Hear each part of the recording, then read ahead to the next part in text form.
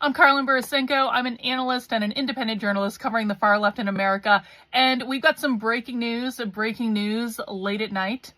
12 quote-unquote Democrats have been charged with attempted murder after ambushing ICE in Alvarado, Texas. Armed with AR-15 style rifles, they waited to open fire. Authorities recovered a resist fascism flag and flyers urging class war.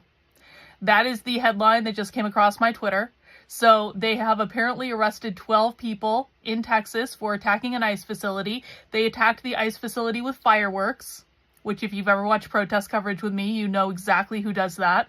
And guess what, guys? It's not Democrats who are doing this. It's Antifa.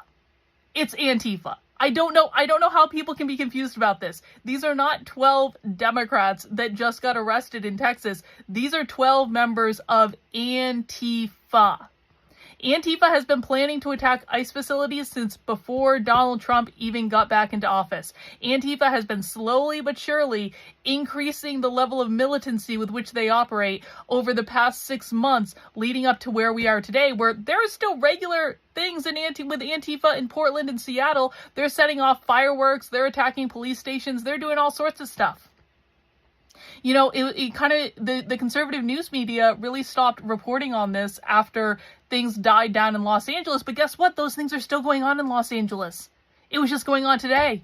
But conservative media is not reporting on it anymore, so people think it's not going on. Well, it is going on. Antifa never stopped. They never stopped organizing. They never stopped doing actions at ICE facilities. And it's only going to continue to escalate. Which brings me to the real point I want to make here. We all need to start familiarizing ourselves with a term. It's called revolutionary suicide. And it is exactly what you think it is. The biggest example of revolutionary suicide that you're probably aware of is Jim Jones and the People's Temple literally drinking the Kool-Aid and killing, almost 1,000 people in that cult socialist experiment back whenever that happened. When was that, the 80s or something? The 70s or the 80s, something like that. That's the biggest example that most people know of. One of the most recent examples that most people know of is Aaron Bushnell setting himself on fire to protest the war in Palestine. He was in the Air Force or the Marines, one of those two branches. Currently enlisted in the military, and he's setting himself on fire. So the other example, of course, is Luigi Mangione, who has become kind of an icon on the far left for killing a CEO of an insurance company. And I really think that I also think that Palestinian guy, the Free Palestine guy who shot the 2 Jews outside the Jewish Museum in Washington D.C. several months ago, the one who was a member for a brief time period with the Party for Socialism and Liberation, I also think that guy was trying to commit revolutionary suicide. If I'm honest, I think that guy expected to get shot by the police. And now we have this next thing where they're explicitly attacking ICE facilities.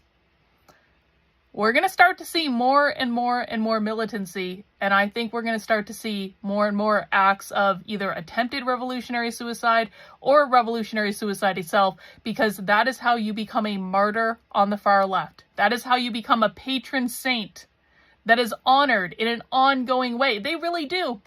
They honor people who die as militants on the left. They honor their black trans queens that succumb to trans violence. I mean, you've seen them in the pride parades. I saw it in Boston this time. They were holding up photos of these people in the parade, honoring their memory.